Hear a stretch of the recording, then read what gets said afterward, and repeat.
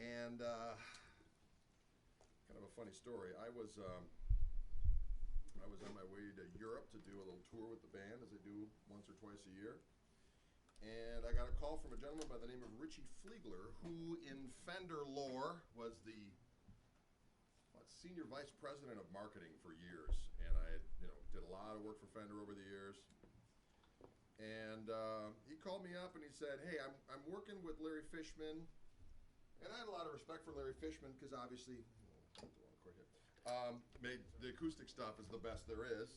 And so when he mentioned he was working with Fishman, Larry Fishman's a good guy, good company, everyone has respect for what Fishman does. And so that was all well and good. He goes, "Well, I'm working with him on these electric guitar pickups." I'm like, "Oh, no."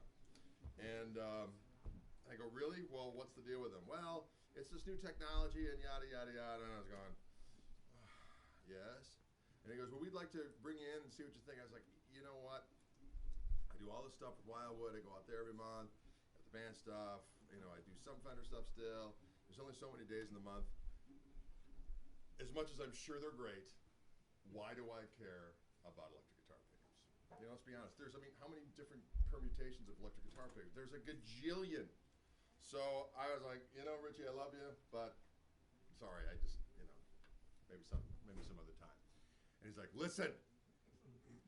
He goes, "Would I call you and tell you about this thing if it wasn't good?" I go, "No, probably not." And he goes, "Could be a revolutionary thing. I need you to come out to Boston. Give me one day, and we'll see what happens." So I went out to Boston, and I started hearing what these things were all about. I had to sign a non-disclosure thing and, get the lowdown on, this, that, and the next thing. And I went down there, and towards the end of the first day, it started to unravel for me that these pickups were what I've always wanted. And I don't mean to sound corny in that way, but when I was working with the Fender people, for a period of time, Bill Lawrence was working there as making some pickups. And he was going to make me my own signature pickup. And he goes, "Well, what do you want?" Well, he said it with a German accent, which I won't try to do at this particular point in time. And I said, "Well, I want a pickup that sounds like a regular single coil pickup. Not kind of like, sounds like a really good single coil pickup. And I want it to look like a regular single coil pickup because, these pickups that don't look right, I'm sorry, it kind of crushes the dream. You know what I'm saying? It's got to look right. And I want it to be noiseless because a lot of times I'm traveling over in Europe. You're setting up in these places with ancient wiring, and there's no escape from the 60 cycle hum when you're in the single position mode. It's impossible.